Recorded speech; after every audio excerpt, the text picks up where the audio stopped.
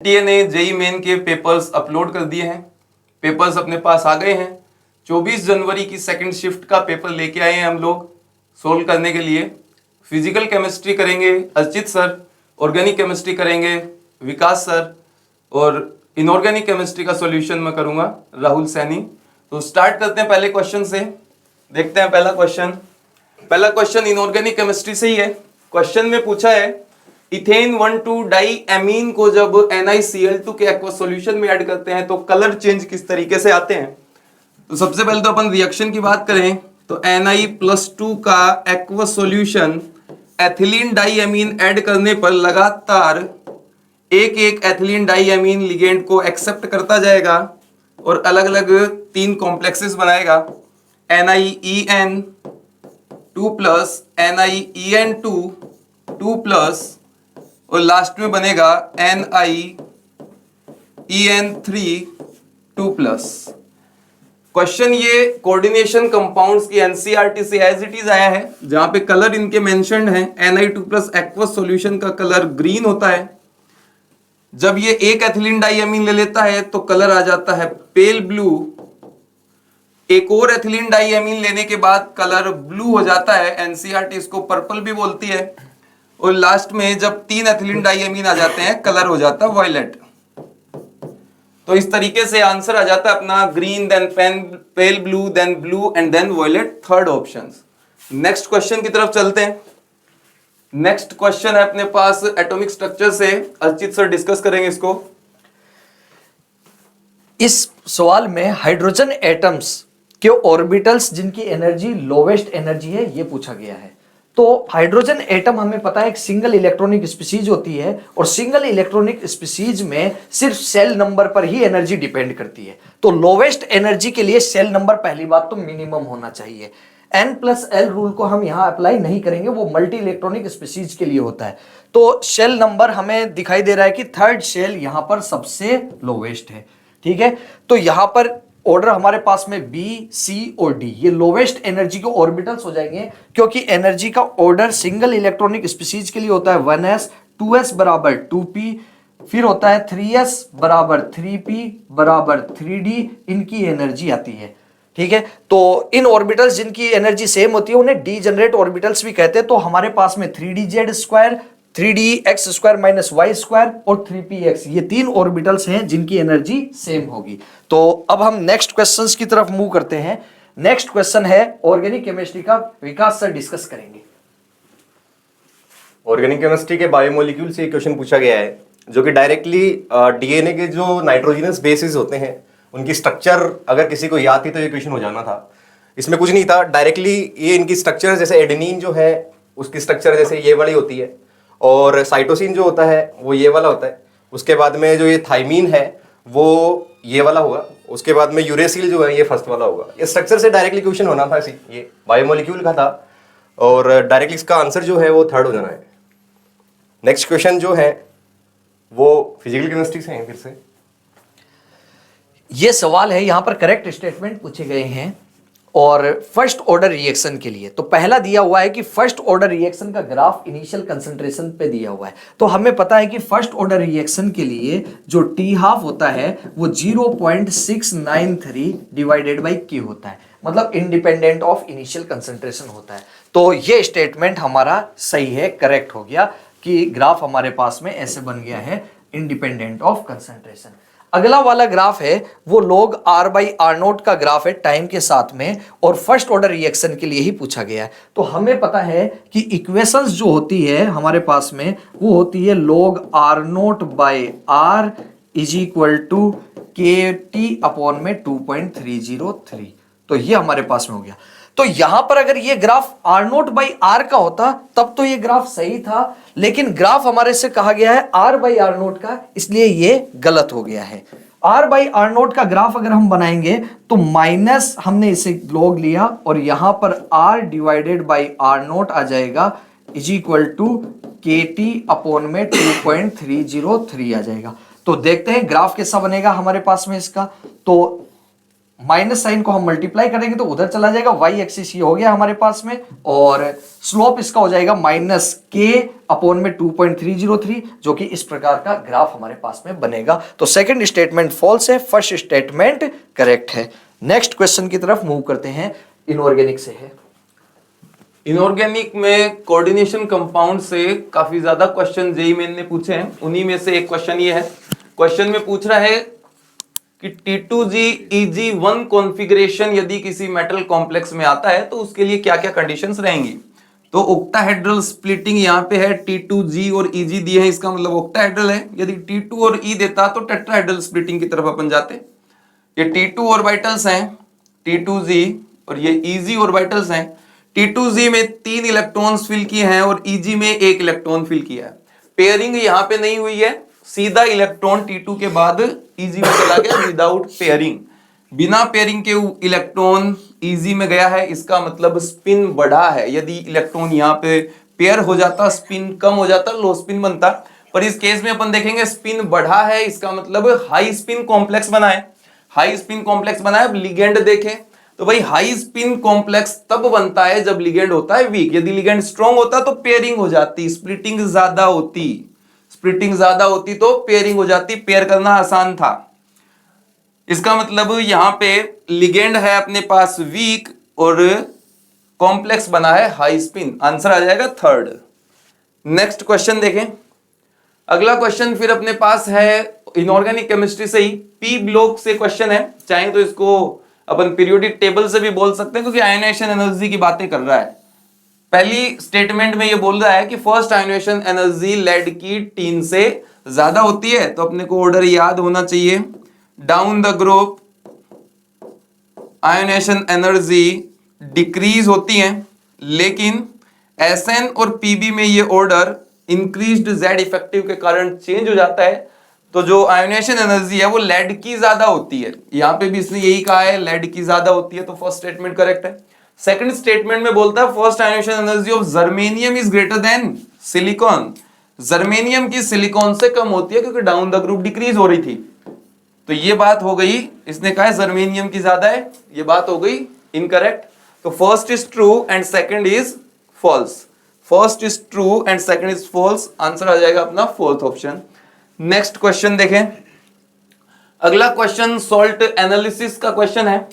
Salt analysis का question है, कोई कंपाउंड दिया है A, 4 पॉसिबिलिटीज जो है वो भी अपने को दे रखी है। निकल, कोबाल्ट, मैंगनीज या जिंक का सल्फाइड हो सकता है A। एक्वारेजिया में डिजोल्व हो रहा है, तो अभी एक्वारेजिया में डिजोल्व किसको करते हैं इस पे ध्यान दें। मैंगनीज और जिंक के सल्फाइड को डिजोल्व करने के लिए एक्वारेजिया की जरूरत नहीं पड़ती है, HCl में डिजोल्व हो जाते हैं। तो ये 2 ऑप्शन काट दो। निकल और कोबाल्ट के सल्फाइड को एक्वारेजिया में जैसे डिसोल्व करेंगे तो इनके क्लोराइड्स बनेंगे। अब इन क्लोराइड्स में जैसे ही अपन KNO2 ऐड कर रहे हैं, KNO2 में NO2- एक अच्छा लिगेंड है जो कि कोबाल्ट के साथ कॉम्प्लेक्स बना लेता है, CONO2 6 3-। अभी देखिए कोबाल्ट यहां पे +2 में था, लेकिन कोबाल्ट +2 के साथ जब कोई स्ट्रॉन्ग फील्ड लिगेंड आता है तो उसको ऑक्सीडाइज करना काफी इजी रहता है। कोबाल्ट यहाँ पे ऑक्सीडाइज हो जाता है +3 में और कॉम्प्लेक्स बन जाता है आपके पास CONO2 6 3-। चाहे तो 3 पोटेशियम यहाँ पे लगा सकते हैं, K3CONO2 6 बनता है। कलर होता है येलो, जो कि साफ साफ इंडिकेट कर रहा है कि इनिशियली A की फॉर्म में हमारे पास था कोबाल्ट सल्फाइड। नेक्स्ट क्वेश्चन देखें। तो अगला क्वेश्चन है अपने पास फिजिकल केमिस्ट्री से, अर्चित सर डिस्कस करने आ रहे हैं। थर्मोडायनेमिक्स से ये सवाल आया हुआ है और यहां पर हमारे पास में 2 रिएक्शंस दी हुई है और उनकी एंथैल्पीज के बारे में इंफॉर्मेशन है। यहां पर 2x kilo calorie energy release हो रही है, मतलब इसके लिए डेल्टा H1 नॉट हमारे पास में -2x हो गया है। दूसरे में यहां पर सेकंड रिएक्शन के लिए y kilo calorie heat release हो रही है, तो इसके लिए डेल्टा H2 नॉट हमारे पास में -y हो गया है। अब हमारे से पूछा गया है कि फॉर्मेशन ऑफ SO2 के लिए हीट ऑफ फॉर्मेशन रिएक्शन क्या होगी।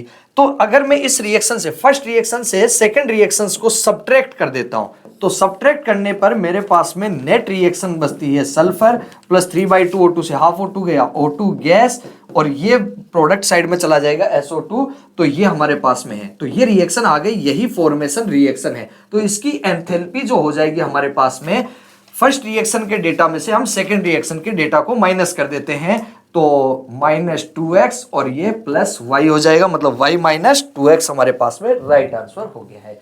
अब हम आते हैं नेक्स्ट क्वेश्चंस की तरफ। नेक्स्ट क्वेश्चन आयनिक इक्विलिब्रियम से आया हुआ है और उसको मिक्स किया गया है टेम्परेचर के साथ में, हीट के साथ में। तो सवाल में कहा गया है कि 1 मोलर बेस और एसिड लिया गया है और लार्जेस्ट टेम्परेचर चेंज किसमें होगा। तो देखिए, ये एक न्यूट्रलाइजेशन रिएक्शन का सवाल है, जहां पर हमें पता है कि जितने स्ट्रॉन्ग एसिड और स्ट्रॉन्ग बेस में ज्यादा एनर्जी रिलीज होती है और उनके जितने ज्यादा मोल्स रिएक्ट करेंगे या मिलीमोल्स रिएक्ट करेंगे, एनर्जी भी उतनी ही ज्यादा रिलीज होगी। तो पहले ऑप्शन में हम देख रहे हैं कि 30 ml CH3COOH, मतलब 30 मिलीमोल CH3COOH के हो गए और 30 मिलीमोल ही NaOH के हो गए, क्योंकि मोलरिटी इसकी 1 है सॉल्यूशन की। तो यहां पर 30 मिलीमोल रिएक्शन करेंगे हमारे पास में H+ और OH-, ठीक है।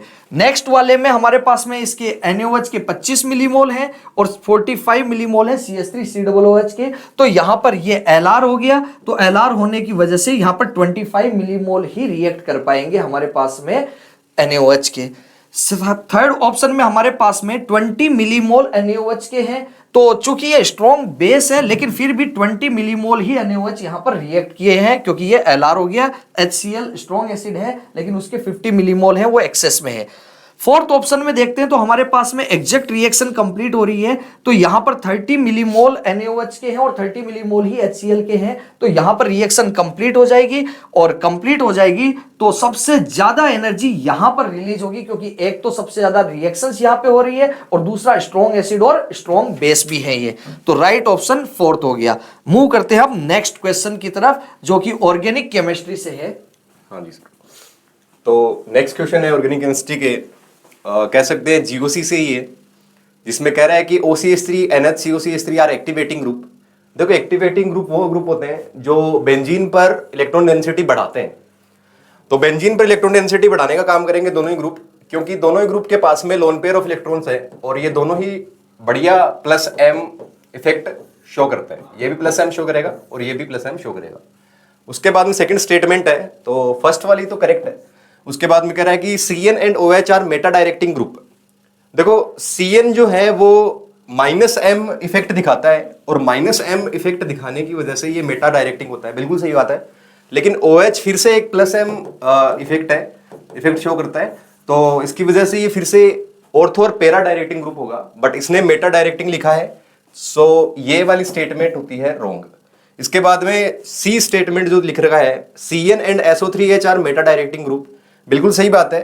SO3H में भी कोई लोन पेयर ऑफ इलेक्ट्रॉन नहीं है, इसीलिए यहां पर ये भी -m इफेक्ट शो करेगा, जिसकी वजह से बेंजीन के मेटा डायरेक्टिंग ग्रुप ये होते हैं, इसलिए ये वाली स्टेटमेंट बिल्कुल सही है। उसके बाद में कह रहा है activating groups acts as ortho and para directing group. हाँ जी, सही बात है, क्योंकि बेंजीन से जब कभी भी ऐसे वाले ग्रुप लगे जो कि यहां पर +m शो करते होते हैं, +m शो करते होते हैं, तो फिर बाद में वो ऑर्थो और पेरा पर इलेक्ट्रॉन डेंसिटी बढ़ा देने की वजह से यहां पर दोनों के दोनों ऑर्थो और पेरा डायरेक्टिंग ग्रुप हो जाएंगे।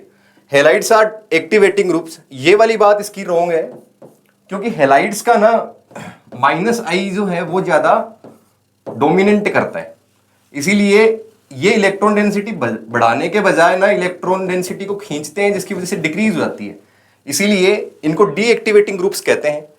तो इसमें जो करेक्ट स्टेटमेंट निकल के आएगी वो निकल के आएगी A वाली एंड देन C वाली और एक D वाली। तो आंसर जाएगा इसका करेक्ट में ACD, second answer. Next question जो है वो फिर से फिजिकल केमिस्ट्री का है। केमिकल इक्विलिब्रियम से ये सवाल आया हुआ है और यहां पर रिएक्शन दी गई है H2 + I2 मिलकर 2 HI बना रहे हैं और हमारे पास में जो ग्राफ है वो मोलर कंसंट्रेशन का ग्राफ है टाइम के साथ में। तो हमें पता है कि टाइम के साथ में रिएक्टेंट की कंसंट्रेशन घटेगी और प्रोडक्ट की कंसंट्रेशन बढ़ेगी। तो चेक करते हैं, तो यहां पर देखिए रिएक्टेंट I2 की कंसंट्रेशन बढ़ा रहे, जो कि गलत ऑप्शन हो गया है। यहां पर H2 की कंसंट्रेशन भी घट रही है, I2 की कंसंट्रेशन भी घट रही है और HI की कंसंट्रेशन बढ़ रही है, तो ये राइट ऑप्शन हो गया है। ठीक है, और बाकी सब में यहां पर सभी रिएक्टेंट की कंसंट्रेशन भी बढ़ा रहे हैं, तो ये गलत हो गया है। और यहां पर H2 रिएक्टेंट है, उसकी कंसंट्रेशन बढ़ा रहे हैं, तो ये ऑप्शन भी गलत हो गया। एक ही ऑप्शन हमारे पास में है जिसमें रिएक्टेंट की कंसंट्रेशन घट रही है और प्रोडक्ट की बढ़ रही है। मूव करते हैं हम नेक्स्ट क्वेश्चन की तरफ, जो कि ऑर्गेनिक केमिस्ट्री का है। हाँ जी, तो ऑर्गेनिक केमिस्ट्री का ही नेक्स्ट क्वेश्चन जो नेम रिएक्शन से पूछा गया है, कार्बोनिल केमिस्ट्री का ही है और डायरेक्टली एनसीईआरटी की कुछ रिएक्शंस दे रखी हैं और उनमें पूछा गया था कि ये कौन सी रिएक्शंस है। तो देखो, ये पहली वाली जो रिएक्शन है वो स्टीफन रिएक्शन है एल्डिहाइड्स के फॉर्मेशन के लिए। तो पहली वाली तो स्टीफन हो गई, स्टीफन रिएक्शन हो गई। उसके बाद में जो सेकंड वन है वो रोजेनमुंड रिएक्शन है, ये डायरेक्टली एनसीईआरटी की रिएक्शन है, नेम रिएक्शंस। और उसके बाद में ये इटार्ड रिएक्शन है,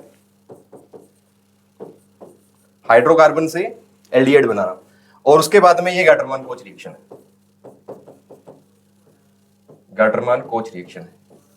बस इनको मैच करना था। ए वाले में जाएगा स्टीफन रिएक्शन, तो ए जाएगा फोर्थ में, तो आंसर तो इसी से हो जाना था, थर्ड आंसर हो जाएगा इसका। नेक्स्ट क्वेश्चन देखते हैं। उसके बाद में नेक्स्ट क्वेश्चन जो है एक ऑर्गेनिक केमिस्ट्री के एनिलीन मॉलिक्यूल से पूछा गया है। और इसमें देखो क्वेश्चन बहुत बढ़िया है ये। इसमें बोला कि NH2 एनिलीन पे ब्रोमिनेशन करवाया जाए और ऑर्थो वाला मेजर बनाना है तो क्या करें। तो वो इसके पीछे जो कॉन्सेप्ट है वो कॉन्सेप्ट ये है कि अगर मान लो कि अपन एनिलीन का ब्रोमिनेशन करवाएं तो ब्रोमिनेशन जो है वो पॉलीब्रोमिनेशन होने लगता है, क्योंकि एनिलीन पर बहुत ज्यादा इलेक्ट्रॉन डेंसिटी होती है। तो इस पॉलीब्रोमिनेशन को रोकने के लिए एनसीईआरटी में भी बताया रखा है कि इसका सबसे पहले आप प्रोटेक्शन करवा दो। NH2 ग्रुप का अगर प्रोटेक्शन करवा दोगे तो वो उसमें रेजोनेंस में पार्टिसिपेट कम करेगा इंजीनियरिंग के साथ, जिसकी वजह से मोनोब्रोमिनेशन देखने को मिलते हैं। लेकिन उसमें भी समस्या है। समस्या यह है कि उसमें जब अपन ब्रोमिनेशन करवाएंगे तब वहां पर पैरा वाला मेजर बनता है, लेकिन क्वेश्चन में ये नहीं था। क्वेश्चन ने बोला था कि आपको ऑर्थो मेजर बनाना है। तो अगर ऑर्थो मेजर बनाना है तो फिर मैं डायरेक्टली वो वाली रिएक्शन जो एनसीईआरटी में लिख रखी है वो अपन डायरेक्टली यूज नहीं कर सकते। हमें इस पैरा वाली पोजीशन को पहले ब्लॉक करना पड़ेगा, ताकि आने वाला इलेक्ट्रोफाइल जो कि ब्रोमिनेशन में Br आएगा ऑब्वियसली, तो वो यहां पर पैरा पर जाके ना लगे। तो उसके लिए अगर मैं देखूं तो देखो, सबसे पहले इसने डायरेक्टली ब्रोमिनेशन करवाया पहले ऑप्शन में। तो ये तो डायरेक्टली अगर ब्रोमिनेशन करवाते हैं तो फिर बाद में हर एक पोजीशन पे जाके Br लग जाना था और ये पॉलीब्रोमिनेशन हो जाता। इसलिए पहला आंसर तो नहीं होना इसका। सेकंड आंसर जो है, सेकंड वाला ऑप्शन जो है उसमें H2SO4 दे रखा है सबसे पहले, तो इससे कुछ हो सकता है। देखो H2SO4 से अगर इसकी रिएक्शन करवाएं अपन तो सबसे पहले ये सल्फोनेशन होगा, और ये जो सल्फोनेशन होगा, ये जो सल्फोनेशन होगा NH3 बन जाएगा क्योंकि एसिडिक मीडियम है, HSO4 नेगेटिव, और पैरा पर सल्फोनेशन हो जाएगा क्योंकि पैरा वाले मेजर बनते हैं। उसके बाद में उसने AC2O दिया है, तो ये एक प्रोटेक्टिंग ग्रुप है, यहां से प्रोटेक्शन होगा, लेकिन अभी इसको थोड़ा हीट देनी चाहिए थी ताकि यहां पर ये एनिलीन का NH2 ग्रुप फ्री हो सके प्रोटेक्शन के लिए इस तरीके से, और यहां पर आ जाएगा SO3H। ठीक है, अब इसमें देखो जब ये SO3H बन जाएगा, SO3H बन जाएगा, उसके बाद में हम यहां पर प्रोटेक्शन करवा देते हैं। देखो इसका CH3 CO then O and COCH3, वापस से लिख देता हूं, COCH3। ठीक है, NH2 के ये लोन पेयर जैसे यहां पे अटैक करेंगे ये बाहर हो जाएगा लिविंग ग्रुप, और यहां पे हो जाएगी प्रोटेक्शन। प्रोटेक्शन में जैसे मैं नया पेज ऐड कर लेता हूं इसमें पहले, हाँ, तो ये बन गया था, देखो अपना, एक मिनट कलर चेंज कर लेता हूं। हाँ, तो इसमें ये बन गया था NH2SO3H। हाँ, तो इसमें देखते हैं आगे। तो यहां पर अब इसमें प्रोटेक्शन करवानी थी, और AC2O उसने लिख के दिया, मतलब CH3 COO COCH3 ये लिख के दिया है। तो यहां से ये लोन पेयर अटैक करेंगे इस कार्बन पे, लिविंग ग्रुप हो जाएगा बाहर, तो बन जाएगा कुछ ऐसा NH, और जुड़ जाएगा C oxygen COCH3 and SO3H। अब देखो ये प्रोटेक्शन से फायदा क्या हुआ। प्रोटेक्शन से फायदा ये हुआ है कि यहां पर ये जो अब वापस से अपन ब्रोमिनेशन करवाएंगे ना, देखो उसने दोबारा से ब्रोमिनेशन के लिए दिया है, तो जब ब्रोमिनेशन करवाएंगे तो अब इसके पास में केवल एक ही पोजीशन बची है, दैट इज ऑर्थो वाली, इसीलिए इस ऑर्थो पर ही ब्रोमिनेशन होने वाला है। और यही अपन को चाहिए था कि हमें ऑर्थो पर ब्रोमिनेशन चाहिए था। और उसके साथ में इसने देखो H2O के साथ में हीट भी लिख के दिया, तो इसका मतलब ये यहां से डीसल्फोनेशन करवाना चाहता है, तो यहां से गैस बाहर हो जाएगी SO3 और यहां पर केवल लग जाएगा Br। तो यहां पर लिखना पड़ेगा H2 हीट करेंगे तो यहां से ये गैस बाहर हो जाएगी और उसके साथ में ऊपर लगा हुआ था NHCOCH3 COCH3।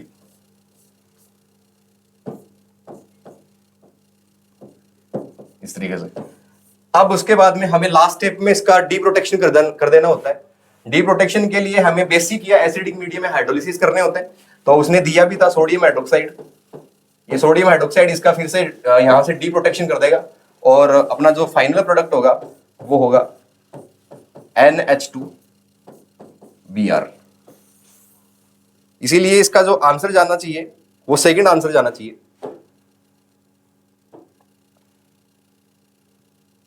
सेकंड आंसर इसका चला जाएगा। थर्ड वाला और फोर्थ वाला इसलिए नहीं होता क्योंकि इनमें फिर से वो एसिटाइलेशन करवाता, लेकिन पेरा वाला बन जाता, इसलिए पेरा तो बनाना नहीं था, इसलिए हमें ये करना पड़ा सेकंड आंसर। फोर्थ फिर से फिजिकल केमिस्ट्री का है।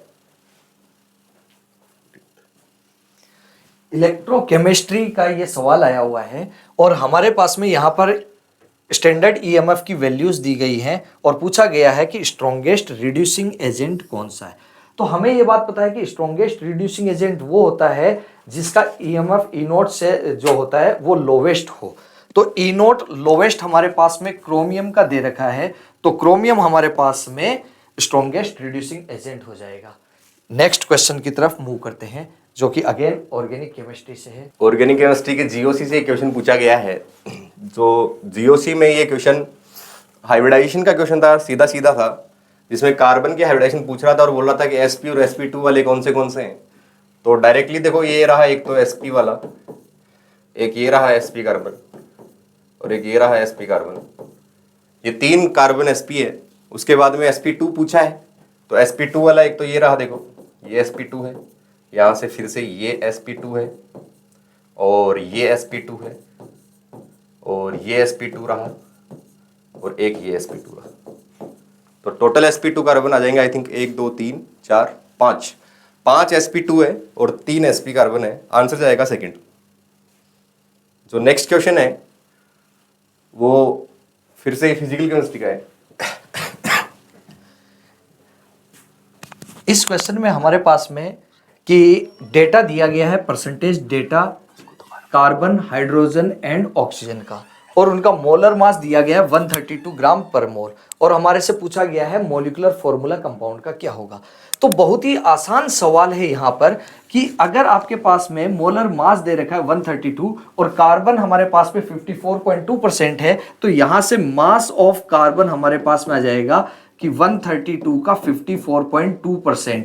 तो 132 का 54.2% हम कैलकुलेट करते हैं और ये रफली हमारे पास में आ जाएगा 72 के पास। यानी नंबर ऑफ मोल्स हमारे पास में कार्बन आ गए, वेट अपॉन में मोलर मास, तो 6 कार्बन के 6 मोल हमारे पास में प्रेजेंट है।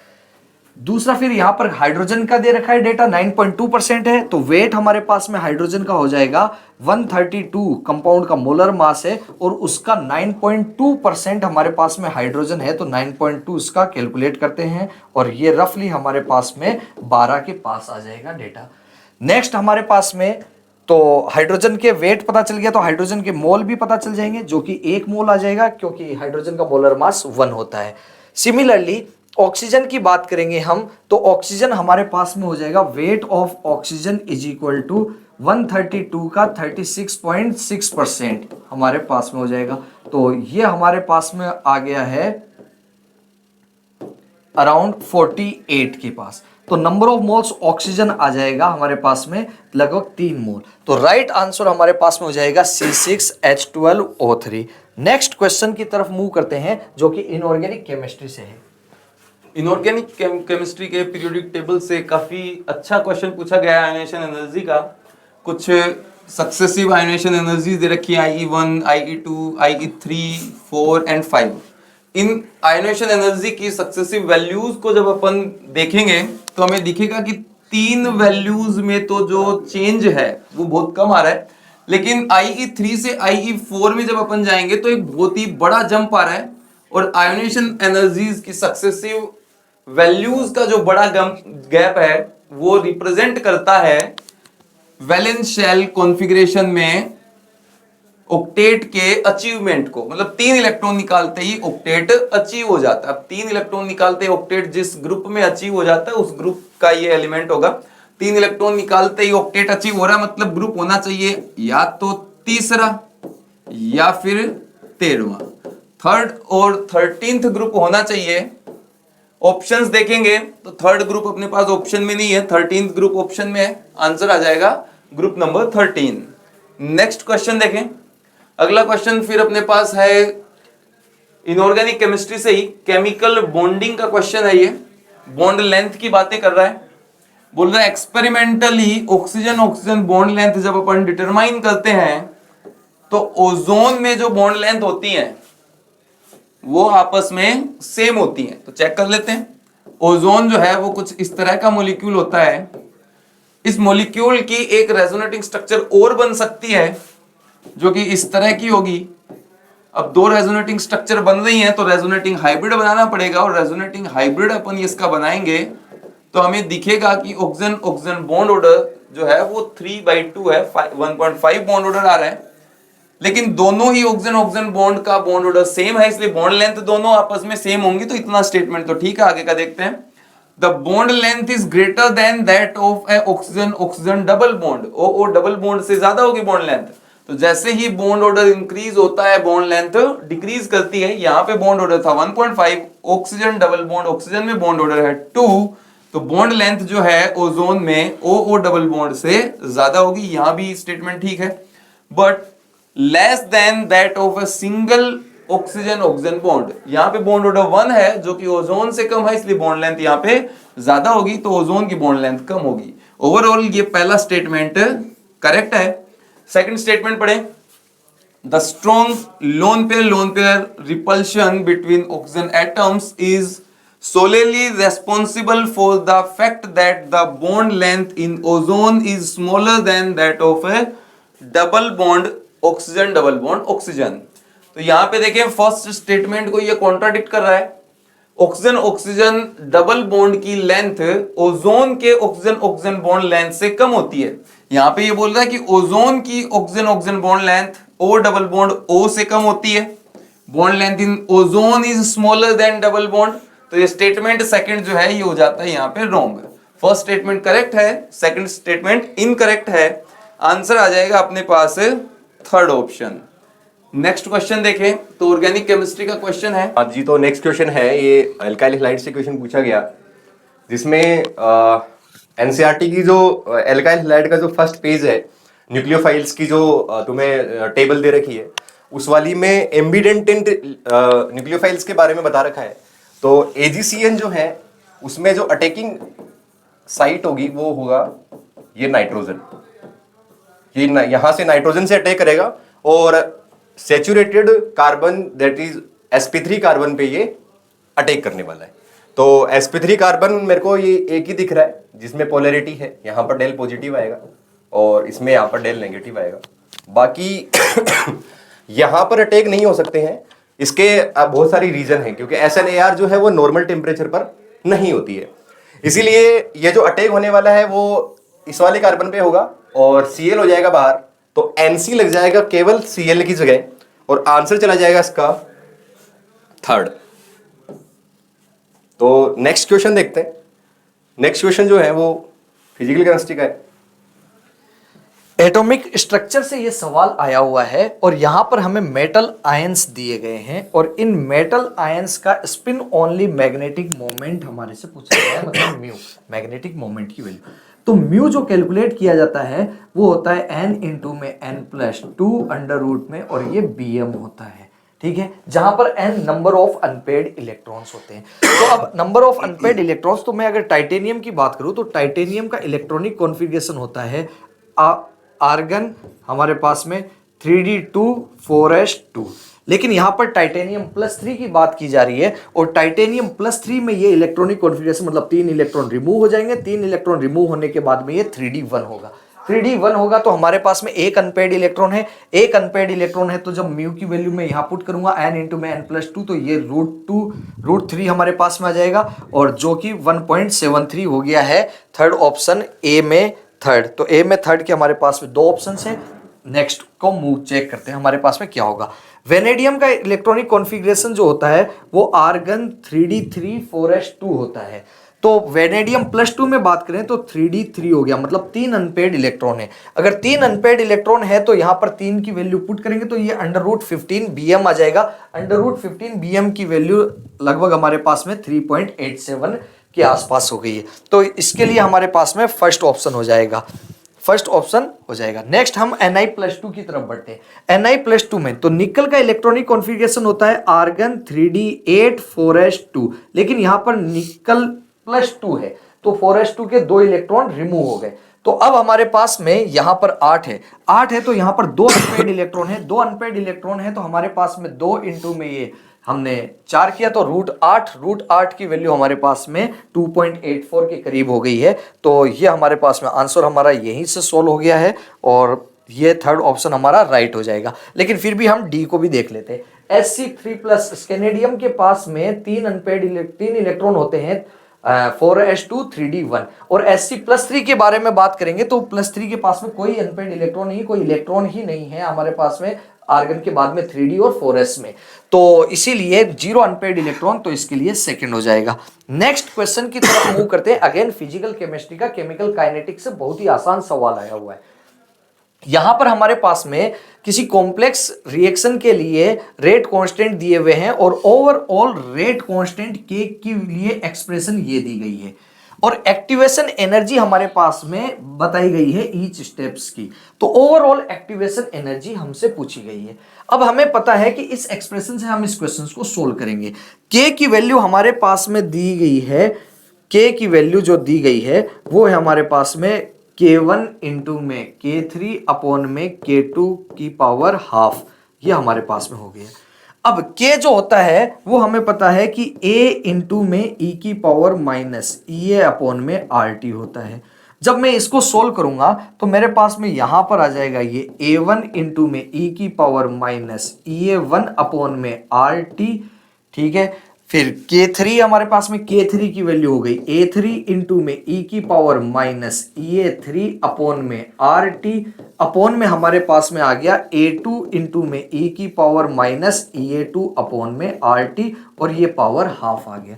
इसको सॉल्व करने पे हमारे पास में आ जाएगा A1 इंटू में A3 अपॉन में A2 की पावर हाफ इंटू में E की पावर माइनस, बाहर ले लिया है मैंने, EA1 plus EA3 minus EA2 upon में हमारे पास में आ जाएगा 2, और ये RT। अब एक्सपोनेंशियल टर्म्स को कंपेयर करेंगे, A की वैल्यू ये हो जाएगी, और एक्सपोनेंशियल को कंपेयर करेंगे तो माइनस EA अपॉन में RT बराबर ये वैल्यू हो जाएगी। तो यहां से हमारे पता चल रहा है कि जो एक्टिवेशन एनर्जी की वैल्यू हो गई है वो EA बराबर EA1 plus EA3 minus EA2 divided by 2 हो गई है। तो डेटा आप पुट करते हैं। EA1 हमारे पास में 60 है तो 60, ये EA3 10 है प्लस 10, EA2 30 है तो माइनस 30 डिवाइडेड बाई 2 किया, और ये आ जाएगा 20 किलो जूल पर मोल हमारे पास में। नेक्स्ट क्वेश्चन की तरफ मूव करते हैं जो कि ऑर्गेनिक केमिस्ट्री से है। ऑर्गेनिक केमिस्ट्री का ये क्वेश्चन जिसमें थोड़ी सी तो मेहनत करवानी चाहिए थी इसको। इसमें बोला इसने कि हाइड्रोकार्बन है जिसका मोलर मास 80 ग्राम पर मोल है, और उसमें 90% कार्बन है। तो सबसे पहले उसमें कार्बन का मास देख लेते हैं अपन कितना होगा। फिर तो मास ऑफ कार्बन जो होगा वो जाएगा 80 का 90%, 80 का 90%। चलो ठीक है, 80 का 90% ये आ जाएगा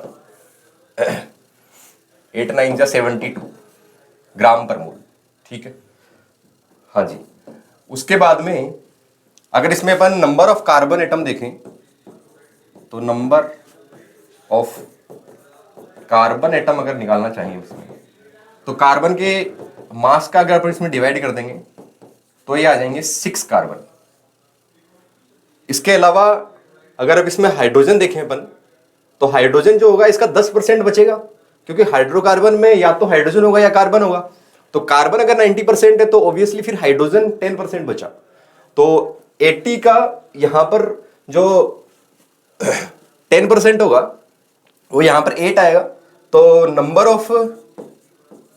नंबर ऑफ हाइड्रोजन भी सिमिलर तरीके से जब आप कैलकुलेट करेंगे तो वो 8 ही आएंगे, क्योंकि उसका मास तो 1 ही होता है।